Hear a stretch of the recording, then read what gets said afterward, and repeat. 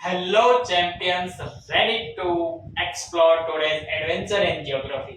तो आज हम ज्योग्राफी की दुनिया में घूमने वाले हैं, तो अपना पासवर्ड लेना ना भूलें। तो शुरू करते हैं आज की कक्षा। हमने लास्ट क्लास में पढ़ा था आधुनिक बड़े पैमाने पर होने वाले विनिर्माण की विशेषताओं को, जिसमें से जो 5 स्पेशलिटीज थी उनमें से हमने 3 पढ़ ली थी और 2 हमने छोड़ दी थी। ठीक है, आज की कक्षा में हम उन 2 विशेषताओं को पढ़ेंगे और उसी के साथ हम पढ़ेंगे उद्योगों की अवस्थिति को प्रभावित करने वाले जो कारक होते हैं उनकी भी आज की कक्षा में हम चर्चा करने वाले हैं। ठीक है, तो आप सभी का तहे दिल से स्वागत है उद्धार क्लासेस के इस यूट्यूब चैनल पर। मैं जितेंद्र कुमार सैनी आप सभी का बेहद दिल से स्वागत करता हूं। ठीक है, तो शुरू करते हैं आज की इस बेहतरीन कक्षा को। ठीक है, लास्ट तक गर्दा उड़ा देंगे आज की कक्षा में। ठीक है, तो बने रहिएगा अंत तक। तो अपनी जो 3 विशेषताओं के बाद जो चौथी विशेषता आती है, फोर्थ स्पेशलिटीज जो आती है हमारे पास, वो आती है संगठनात्मक ढांचा एवं स्तरीकरण। क्या होगी? संगठनात्मक ढांचा एवं स्तरीकरण। ठीक है, इसमें आधुनिक निर्माण की कुछ विशेषताओं को दर्शाया गया है। उन विशेषताओं को बताया गया है कि कुछ भाई आधुनिक निर्माण के अंदर कुछ रिक्वायरमेंट्स होती है। ठीक है, कुछ आवश्यकताएं होती हैं, उन्हीं की इसमें चर्चा की गई है।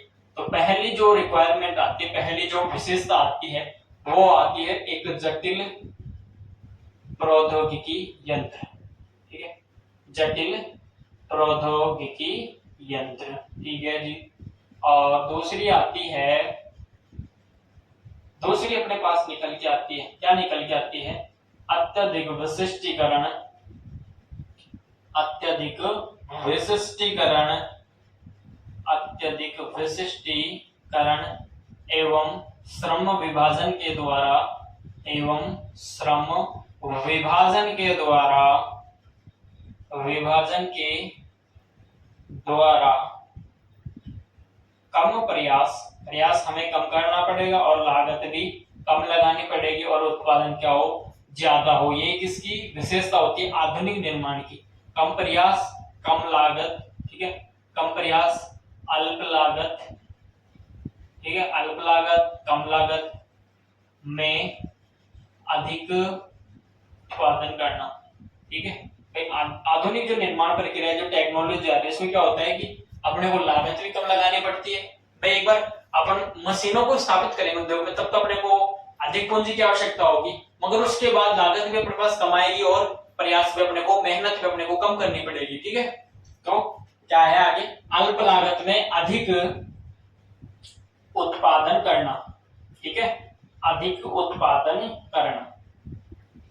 उसके बाद तीसरी जो रिक्वायरमेंट आती है वो आती है अधिक पूंजी की। ठीक है, अधिक पूंजी की आवश्यकता। ठीक है, फोर्थ आती है अपने पास संगठन, बड़े संगठन की आवश्यकता होगी, बड़े संगठन वर्ग की आवश्यकता होगी। अच्छा जी। फिफ्थ आता है अपने पास एक प्रशासकीय अधिकारी वर्ग। क्या हो? प्रशासकीय अधिकारी वर्ग की इसमें रिक्वायरमेंट होती है। ठीक है, देवी और सज्जनों आए क्या समझ में?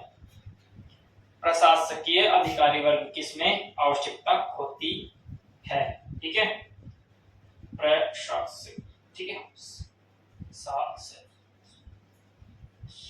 क्या ऐसे नहीं आएगा यहाँ पे, मैं भी पागल हो रहा हूँ। प्रशासकीय, ये वाला। ठीक है, इनकी रिक्वायरमेंट होती है। ठीक है, अब अपना जो अंतिम जो विशेषता होती है, 5वीं विशेषता जो आती है अनियमित भौगोलिक वितरण की। ठीक है, क्या होता है इसमें? जो आधुनिक निर्माण के मुख्य संकेंद्रण होते हैं, कुछ ही स्थानों पे इनका विस्तार होता है। ठीक है, ये विश्व के कुल स्थलीय भूभाग की 10% से भी कम भाग में इनका विस्तार देखने को मिलता है। किंतु इतने कम विस्तार के कारण भी ये क्या होता है? आर्थिक एवं राजनीतिक शक्ति के केंद्र बने हुए हैं। ठीक है, 5वां देखिए अपन कौन सा? अनियमित भौगोलिक वितरण। ठीक है, अनियमित भौगोलिक वितरण, भौगोलिक वितरण, ठीक है। ये आती है अपनी पांचवी विशेषता, अंतिम विशेषता। इसमें क्या होता है, आधुनिक निर्माण का मुख्य संकेंद्रण, आधुनिक निर्माण का मुख्य संकेंद्रण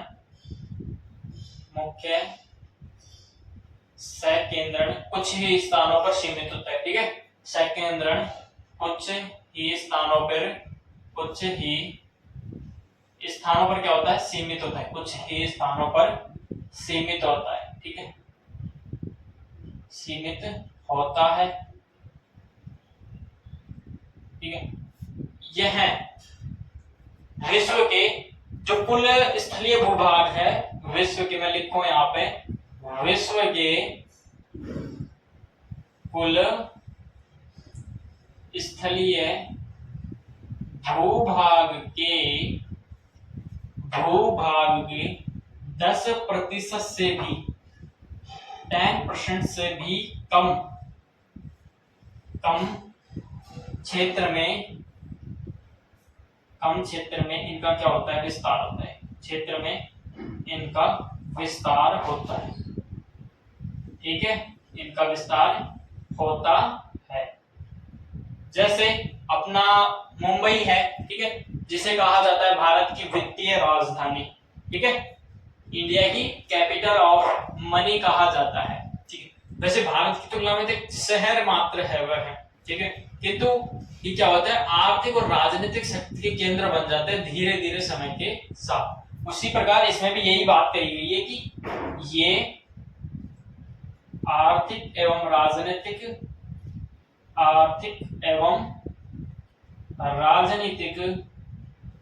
शक्ति के केंद्र बन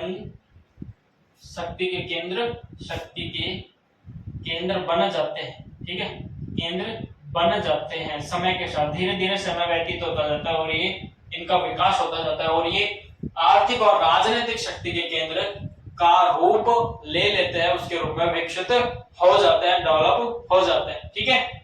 आगे अपन बात करें, एक एग्जांपल आपकी बुक में भी दे रखा है। एग्जांपल क्या है, मैं लिखो यहाँ पे, क्या है भैया एग्जांपल मीन्स उदाहरण, ठीक है, उदाहरण। जैसे EXAMPLE एग्जांपल, एक स्पेलिंग याद करवा दिया आपको, है ना।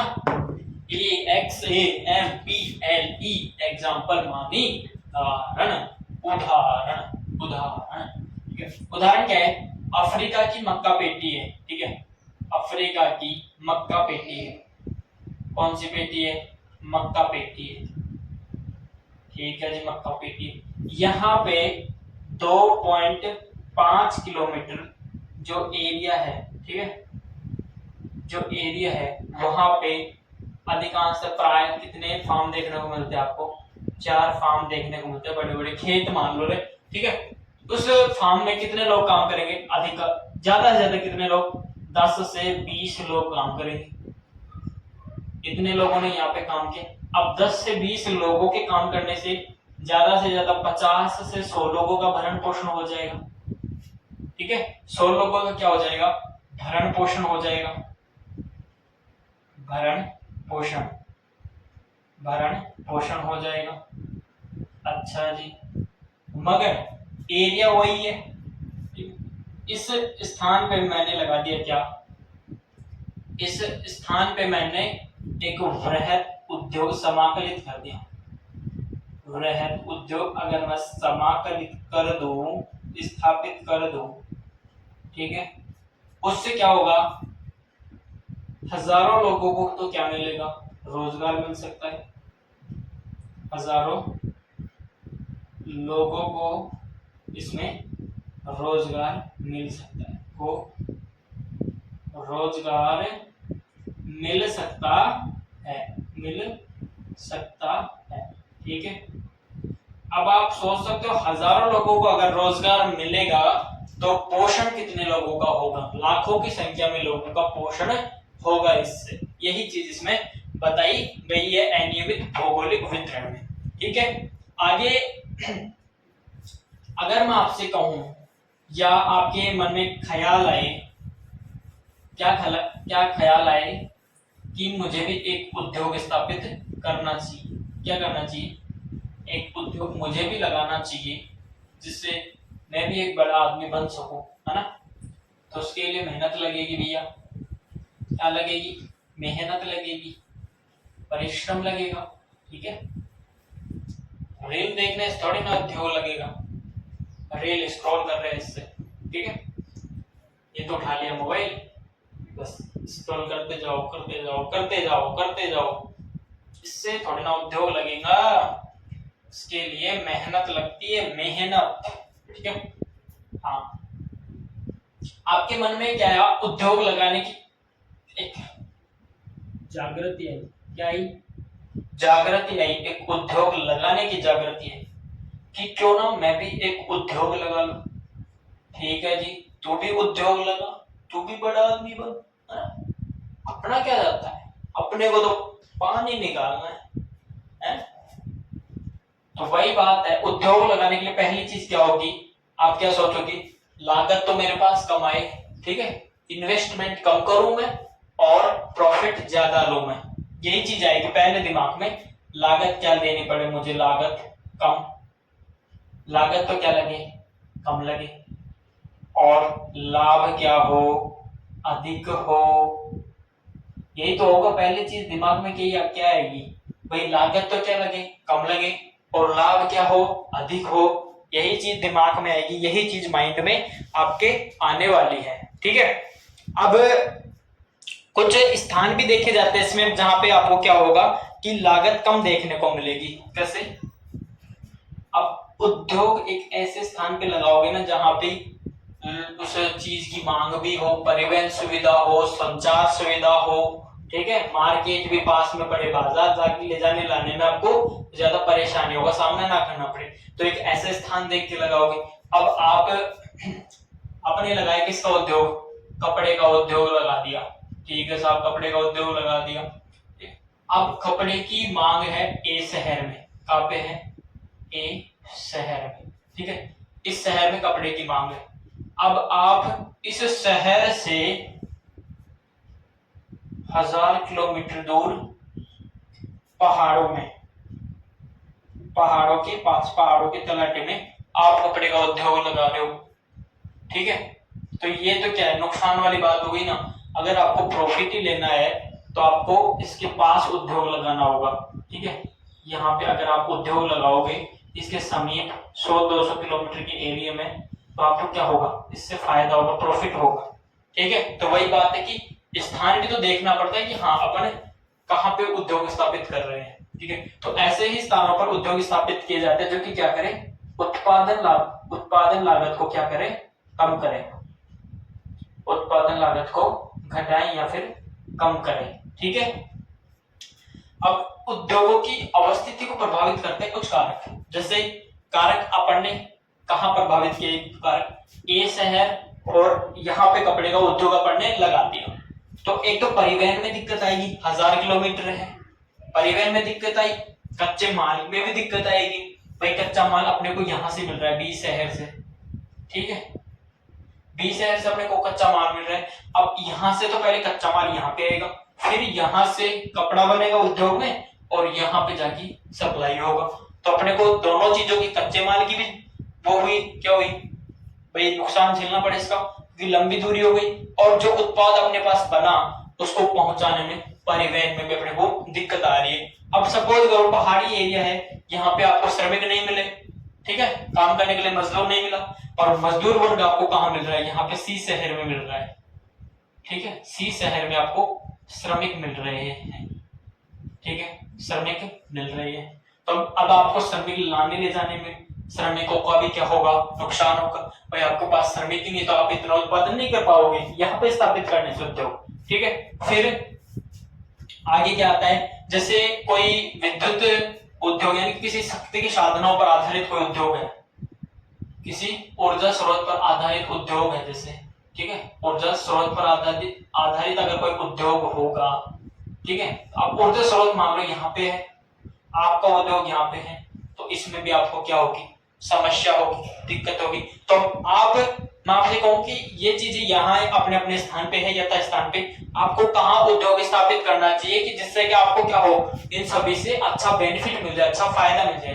तो क्या होगा सर, हम यहाँ पे अगर अपना उद्योग स्थापित करते हैं इस एरिया में, ठीक है, तो अपने पास ये भी नजदीक, ये भी नजदीक, ये भी नजदीक, ये भी और ये भी, अपन सभी के नजदीक हो जाएंगे, ठीक है। ये अपना दूर पड़ता है जिसमें अभी हमें सभी प्रकार का नुकसान झेलना पड़ता है, ठीक है। तो एक स्थान भी निश्चित किया जाता है। अब ये क्या है, उद्योगों की अवस्थिति को प्रभावित करने वाले कारक है। इन्होंने उद्योग यहाँ पे लगाया था, इन्होंने इनको प्रभावित किया, किनको, उद्योगों को इन्होंने प्रभावित किया। तो अपन इनकी बात भी करने वाले हैं अब आज, ठीक है। तो उद्योगों की अवस्थिति को प्रभावित करने वाला जो पहला कारक आता है अपने पास, ठीक है, पहला जो कारक आता है वो आता है बाजार तक अभिगम्यता। कौन सा आता है, बाजार तक अभिगम्यता। क्या होता है इसमें, समझ जाना भी। बाजार तक अभिगम्यता में क्या होता है,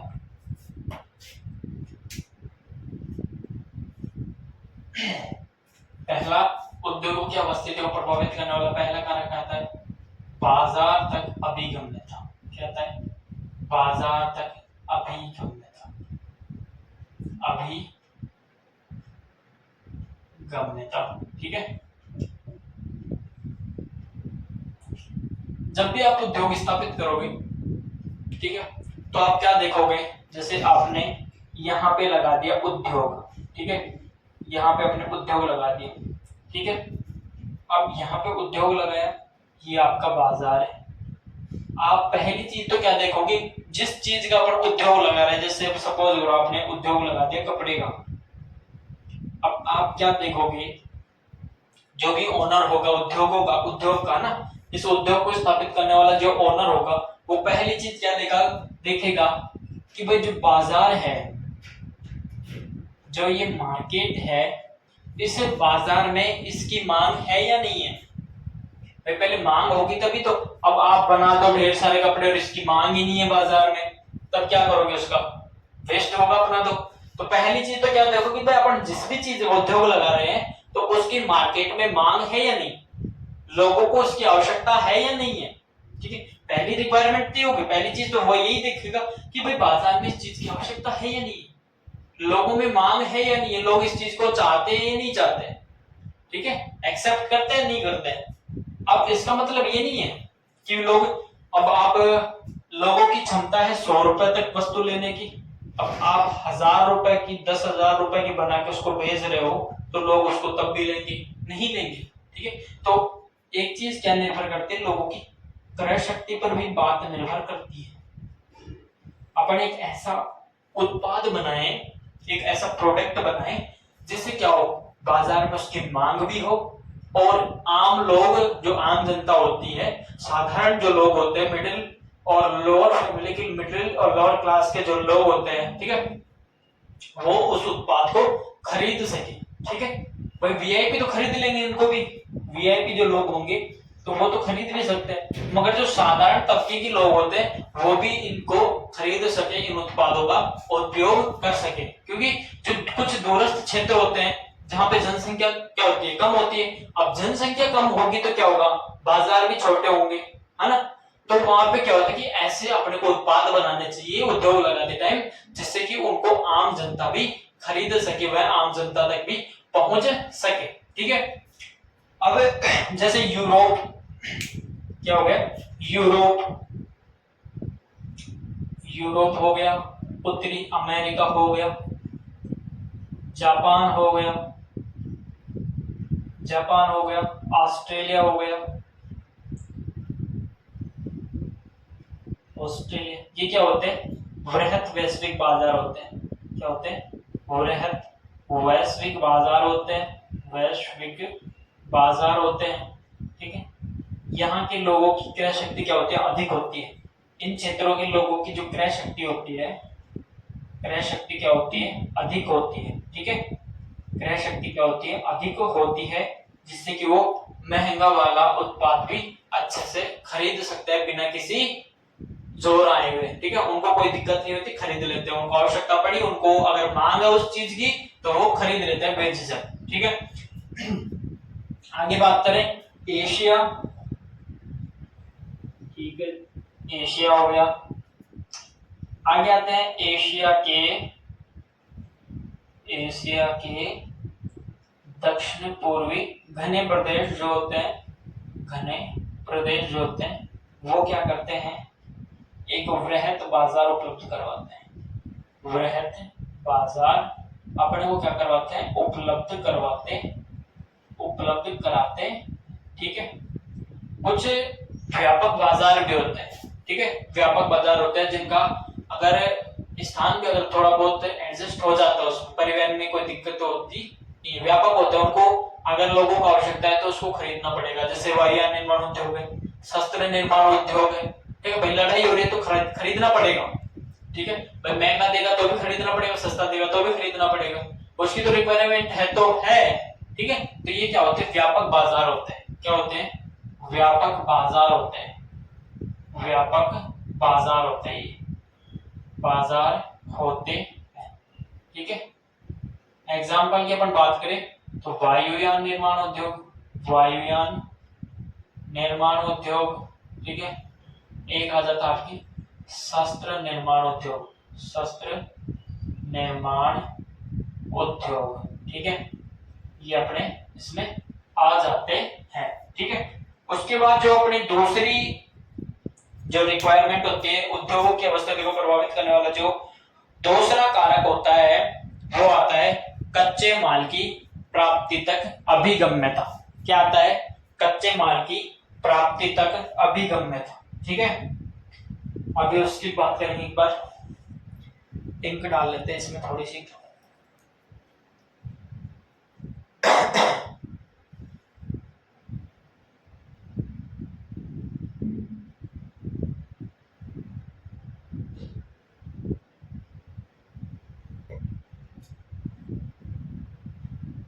कोई भी उद्योग आप अगर स्थापित करते हो उसके लिए आपको किसकी आवश्यकता पड़ेगी, कच्चे माल की तो आपको आवश्यकता पड़ेगी, ठीक है। बिना कच्चे माल के आप नए उत्पाद नहीं बना सकते। जैसे मैंने एग्जांपल दिया था भाई, गेहूं से ब्रेड बना रहे हो तो कच्चा माल क्या है अपने पास, गेहूं है, तभी तो ब्रेड बनेगा, तो वही है, ठीक है। कच्चा माल उद्योग का जो ओनर होता है वो क्या चाहता है कि भाई जो कच्चा माल अपने को क्या मिले, सस्ता मिल जाए और सरलता से परिवहन योग्य होना चाहिए, उसको लाने में कोई दिक्कत नहीं होनी चाहिए, किसी भी प्रकार की कोनो दिक्कत नहीं होनी चाहिए, ठीक है। जैसे भारी वस्तुएं हैं, जल्दी नष्ट होने वाली या वजन घटने वाली जो वस्तुएं हैं, ठीक है, जो कच्चा माल होता है और जो सस्ते मूल्य की होती है, उनके लिए उद्योग उनके समीप ही कच्चे माल का जो स्रोत होता है उसी के समीप क्या किया जाता है, उनको स्थापित कर दिया जाता है। जैसे इसका एग्जांपल की बात करें, चीनी उद्योग हो गया, इस्पात उद्योग हो गया, सीमेंट उद्योग हो गया। जैसे अब चीनी उद्योग है, ठीक है, उसके लिए आपको किसकी आवश्यकता पड़ेगी, तो सर गन्ने की आवश्यकता पड़ेगी।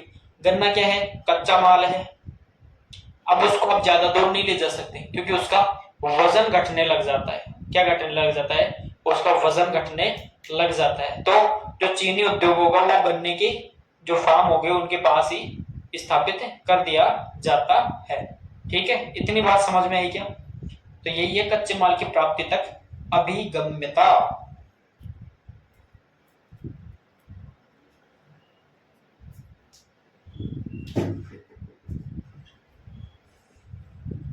ठीक है, इसको साफ करते हैं और बात करते हैं कच्चे माल प्राप्ति की अभिगम्यता।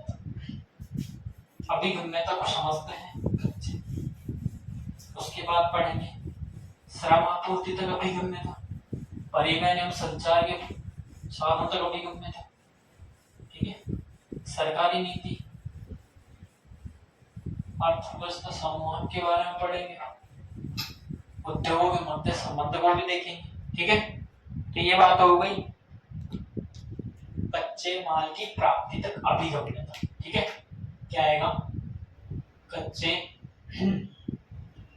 माल की प्राप्ति तक अभिगम्यता, प्राप्ति तक क्या होगी, अभिगम्यता, अभिगम्यता। ठीक है,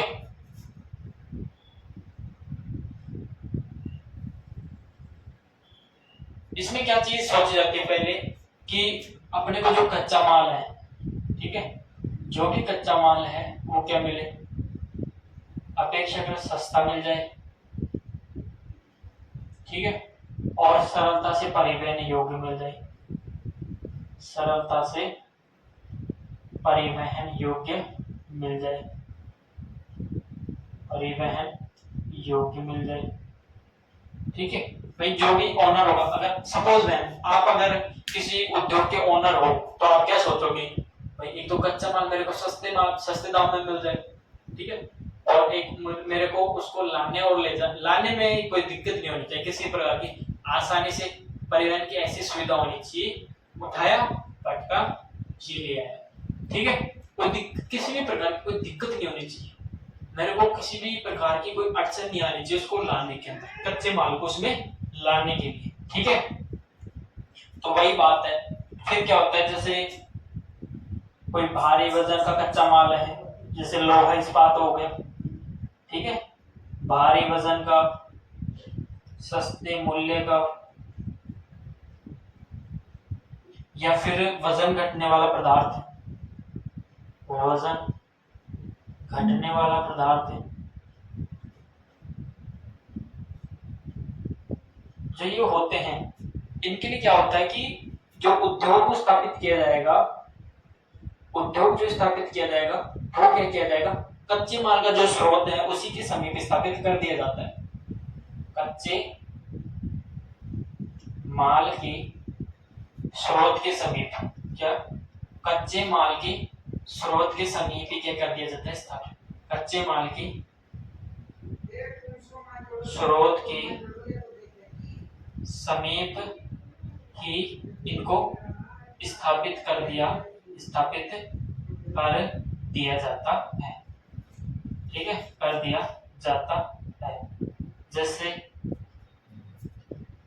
इस्पात उद्योग हो गया, इस्पात उद्योग हो गया, सीमेंट उद्योग हो गया, या फिर चीनी उद्योग हो गया, क्या हो गया, चीनी उद्योग।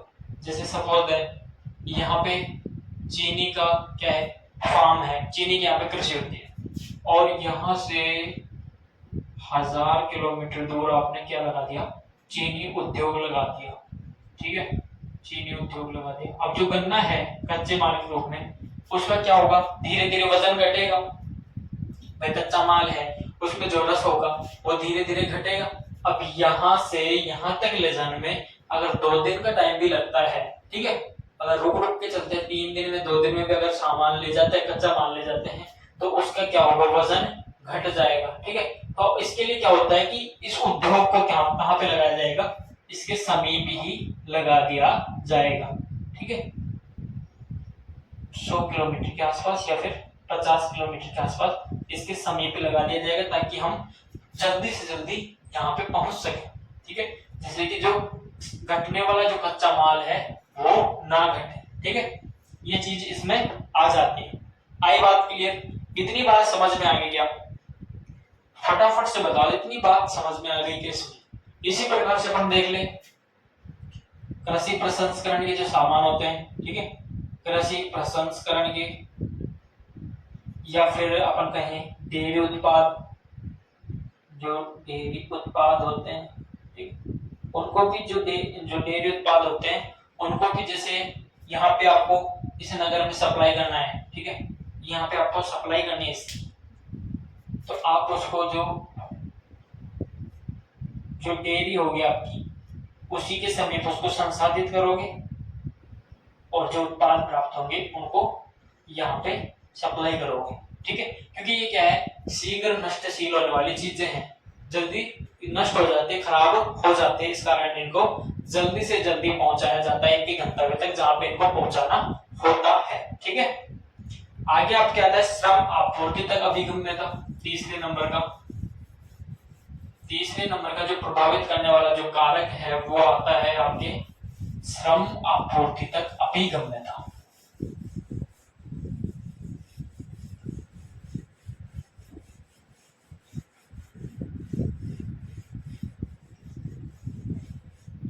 कौन सा आता है? श्रम आपूर्ति तक अभिगम्यता। ठीक है, मैं लिखूं श्रम आपूर्ति तक अभिगम्यता, आपूर्ति तक अभिगम्यता। ठीक है, श्रम आपूर्ति तक अभिगम्यता। अब श्रम की आपूर्ति कौन करेगा भाई? किसी उद्योग को अपन ने स्थापित किया, उसमें कोई कार्य है, उस कार्य को करेगा कौन? सर मजदूर करेगा, स्वाभाविक सी बात है। तो वही बात है कि श्रम की आपूर्ति कौन करेगा? श्रमिक करेगा। तो ये भी क्या है? उद्योगों की अवस्थिति का एक महत्वपूर्ण कारक है, एक मुख्य कारक है। ठीक है भाई, आपने उद्योग तो लगा दिया, अब उसमें काम करने के लिए मजदूर वर्ग नहीं लगाया, तो उद्योग लगाने का क्या फायदा? ना आपने उसमें मशीनें लगाई काम करने के लिए, ना आपने किसी व्यक्ति को हायर किया या किसी लेबर को हायर नहीं किया, कच्चा माल आया पड़ा हुआ है, पड़ा रहने दो, तो उससे क्या फायदा? वो नुकसान जाएगा। ठीक है, यह भी क्या है? एक मुख्य कारक है उद्योगों की अवस्थिति को प्रभावित करने वाला। ठीक है, पहली चीज अपन लिखे क्या है? ये मुख्य कारक है ना।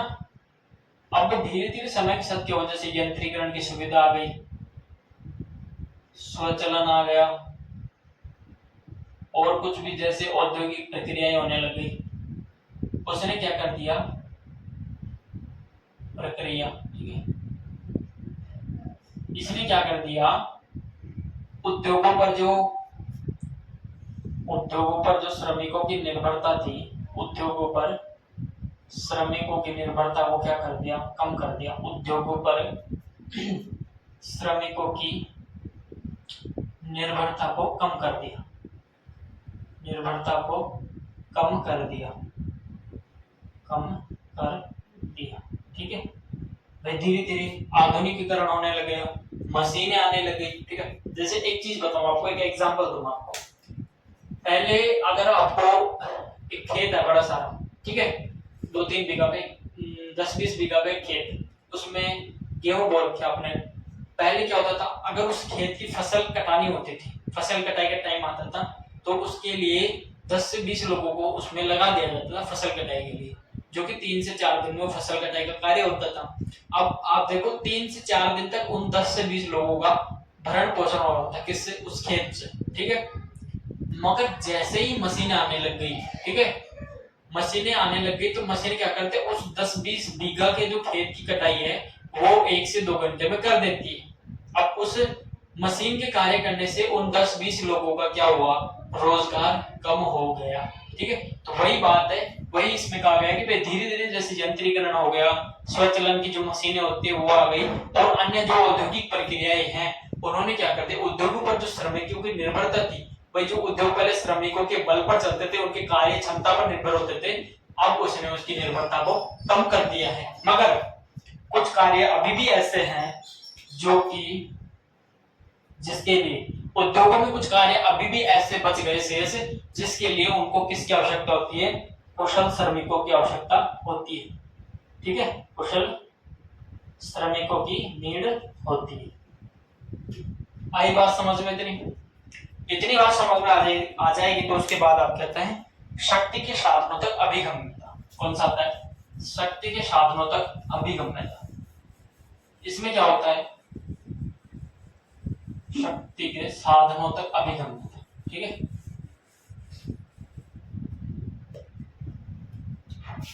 मैं लिखूं शक्ति के साधनों तक अभिगम्यता। ठीक है, इसमें क्या होता है कि अब जैसे कोई उद्योग है, उसको चलाने के लिए एक शक्ति की आवश्यकता होती है, एक ऊर्जा की आवश्यकता होती है। फॉर एग्जांपल, एक एग्जांपल से अच्छे से समझ में आएगा। ठीक है, एक है एल्यूमीनियम उद्योग। ठीक है, एल्यूमीनियम उद्योग है,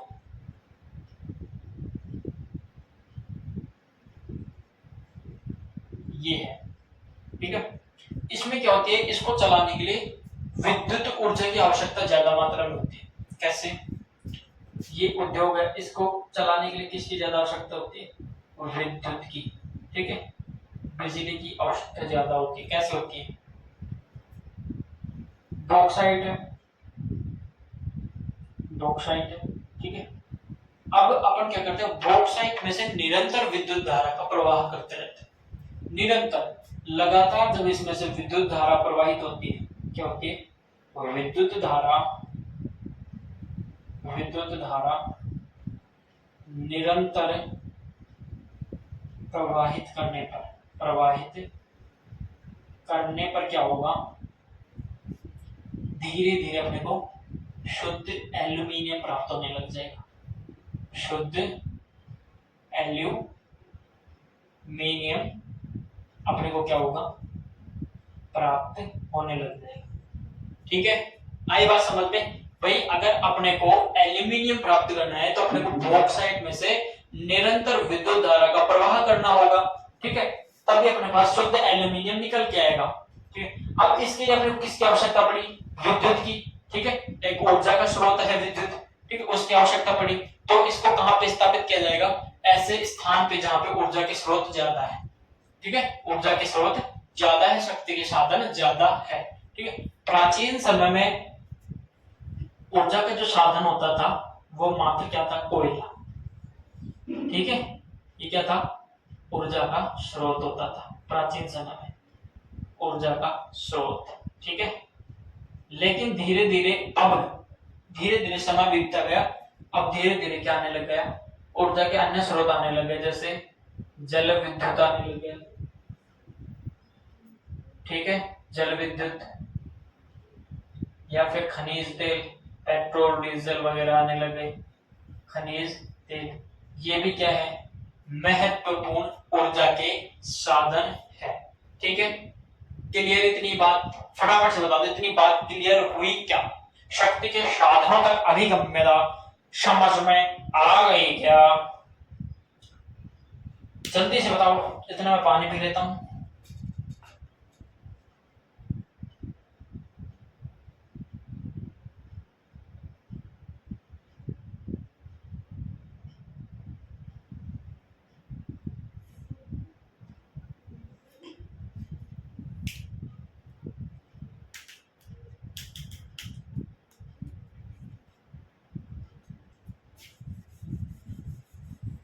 नेक्स्ट आपके आता है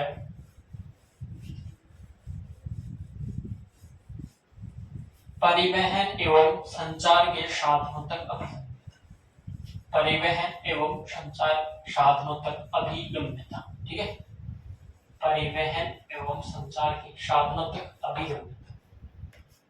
परिवहन एवं संचार में क्या है, मुख्य कारक है उद्योगों की अवस्थिति के लिए, ठीक है, तो मैं लिखूं यहाँ पे परिवहन एवं संचार के साधनों तक अभिगम्यता, ठीक है। कच्चे माल को अगर आप उद्योग में ले जाओगे तो किसकी आवश्यकता पड़ेगी, सर परिवहन की आवश्यकता पड़ेगी। अब उद्योग से अपन ने जो उत्पाद बनाया, जो परिष्कृत सामान बनाया, उसको आप अगर मार्केट में ले जाओगे तो किसकी आवश्यकता पड़ेगी, सर परिवहन की आवश्यकता पड़ेगी।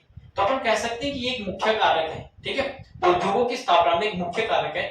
अगर आप ऐसी जगह पे अपना उद्योग लगा दो जहां पे परिवहन की सुविधाएं ना हो तो फिर कोई फायदा नहीं है, ठीक है भाई, सिर पे रख के तो लेके जाओगे नहीं, वो वाला गजबन पानी नजर, ठीक है, तो वो गजबन पानी लेके जा रही थी, कोई उत्पाद नहीं लेके जा रही थी, है ना, तो वो पानी में अच्छी लगेगी, उत्पाद में मत लगाओ उसको, उद्योगों में मत लगाओ, ठीक है, जीवन खराब हो जाएगा उसका।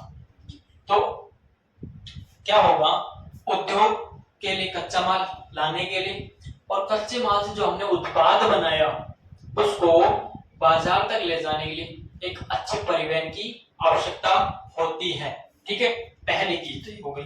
अब इसका एग्जांपल दे, जैसे एग्जांपल की मैं बात करूं तो अपना जैसे उत्तरी अमेरिका का पूर्वी भाग हो गया, ठीक है, तो इसमें क्या होता है कि परिवहन की जो सुविधाएं होती है विकसित होती है, क्या होती है, परिवहन की जो सुविधाएं होती है वो विकसित होते हैं, जिसके कारण उद्योगों का संकेंद्रण होता रहता है समय के साथ, ठीक है। कहां कहां पे, उत्तरी अमेरिका के पूर्वी भाग में, अमेरिका के पूर्वी भाग में, ठीक है, और पश्चिमी यूरोप में। यहां पे क्या होता है, परिवहन तंत्र क्या है भाई, विकसित है। ठीक है, परिवहन तंत्र क्या है, विकसित है। परिवहन तंत्र विकसित होने के कारण क्या होता है, परिवहन तंत्र क्या है, विकसित है। ठीक है, अब परिवहन तंत्र के विकसित होने के कारण सदैव हमेशा हमेशा उद्योगों का क्या होता है, उद्योगों का सकेंद्रण, उद्योगों का सकेंद्रण होता है, सकेंद्रण होता है। ठीक है, होता है। अब जैसे आपने कच्चा माल ले लिया, जैसे ओनर ओनर थोड़ी ना जाएगा कच्चा माल लेने, ड्राइवर भेज देगा। ठीक है, ड्राइवर को भेजेगा, भाई तू जा, और उसके साथ एक व्यक्ति को भेज देगा, तू जा, तुम दोनों जाओ, कच्चा माल लोड करो और लेके आ जाओ। ओनर क्या करेगा, उस जहां से कच्चा माल आ रहा है वहां के मालिक से बात करेगा, हेलो, हाँ जी, हाँ हाँ अपने 2 बंदे आ रहे हैं, आप उनको इतना माल दे देना। ठीक है, हो गई इतनी बात। इतनी बात होने के बाद जब उसको उद्योग में लेके आएंगे, उद्योग में लाने के बाद जब उसको परिष्कृत करेंगे, संसाधित करेंगे और एक नया उत्पाद बनाएंगे, नया प्रोडक्ट बनाएंगे, जब उसको मार्केट में बेचेंगे, तब ओनर तो वही अपने एक ऑफिस में बैठा रहेगा, एसी चलती रहेगी और घूमने वाली जो कुर्सी आती है पहिए वाली, वहां पे घूमता घूमता फिर बात करेगा, हाँ जी, हाँ आपको इतना माल चाहिए था, हाँ हमारे 2 बंदे आ रहे हैं सामान लेके, आप उनसे उतरवा लेना और इतना पेमेंट कर देना। ठीक है, ये क्या है भाई, ये बात हुई किसके माध्यम से हुई सर, मोबाइल के माध्यम से। ये क्या है, हमारा एक कम्युनिकेशन है, संचार है। ठीक है, तो अपन कह सकते हैं कि हाँ, उद्योगों में सूचनाओं के आदान प्रदान और प्रबंधन के लिए सूचनाओं के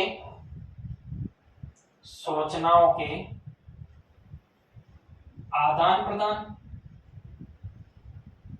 ठीक है, वह प्रबंधन के लिए किसकी आवश्यकता भी पड़ती है, प्रबंधन के लिए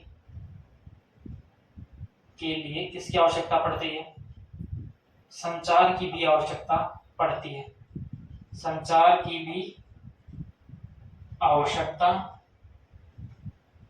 होती है। ठीक है, उद्योगों की अवस्थिति को निश्चित करने के लिए परिवहन लागत भी क्या होती है, जरूरी होती है। परिवहन लागत के द्वारा भी अपन क्या कर सकते हैं, उद्योगों की अवस्थिति को निश्चित कर सकते हैं। ठीक है, अब अपने नेक्स्ट आती है क्या, नेक्स्ट अपने आते हैं सेकंड लास्ट, सरकारी नीति। सरकारी नीति क्या होती है, समझना उसको।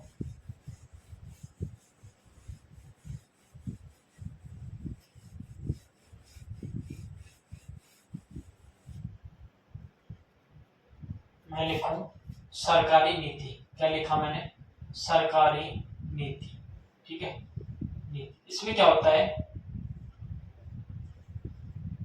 सरकार आर्थिक विकास को संतुलित करने के लिए, ठीक है, देश का जो आर्थिक विकास है, आर्थिक विकास को संतुलित करने के लिए क्या करती है, आर्थिक विकास को संतुलित करने के लिए क्या करती है, करने के लिए प्रादेशिक नीति अपनाती है। संतुलित करने के लिए उसने क्या किया, प्रादेशिक नीति अपनाई। क्या होती है सर प्रादेशिक नीति, इसमें क्या होता है, कुछ विशिष्ट स्थानों पर उद्योगों को स्थापित करवाती है। ठीक है, कुछ विशिष्ट स्थानों पर उद्योग स्थापित करवाती है, विशिष्ट स्थानों पर क्या करवाती है, स्थानों पर उद्योग स्थापित करवाते हैं, स्थापित करवाती है। यही उसकी क्या है, एक प्रादेशिक नीति है, जिसका काम किसमें लेता है, वो आर्थिक विकास को संतुलित करने के लिए प्रादेशिक नीति अपनाती है। कौन अपनाती है, सरकार। ठीक है, इतनी बात क्लियर हो गई क्या प्यारे प्यारे बच्चों, फटाफट से बता दो, इतनी बात क्लियर हो गई क्या, इतनी बात क्लियर हुई क्या। उसके बाद में अपने पास आता है देवी और सज्जनों, अंतिम जो उद्योगों की अवस्थिति को प्रभावित करने वाला जो कारक होता है, जो है समूहन अर्थव्यवस्था तक अभिगम्यता, या फिर अपन उसको कहें उद्योगों के मध्य संबंध है। ठीक है, क्या है?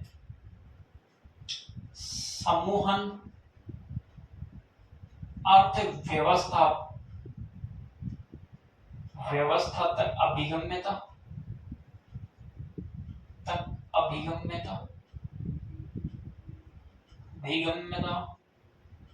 ठीक है भाई। और अपने पास आधा देवी और सज्जनों क्या आ जाए? उद्योगों के मध्य संबंध, उद्योगों के मध्य रिलेशनशिप। ठीक है, संबंध आ जाए। इसमें क्या होता है? एक प्रधान उद्योग होता है। ठीक है, जैसे समझना क्या ये एक उद्योग है? क्या है ये? एक उद्योग है। ठीक है, ये मैंने एक उद्योग लगा दिया। ठीक है, अरे बन जा,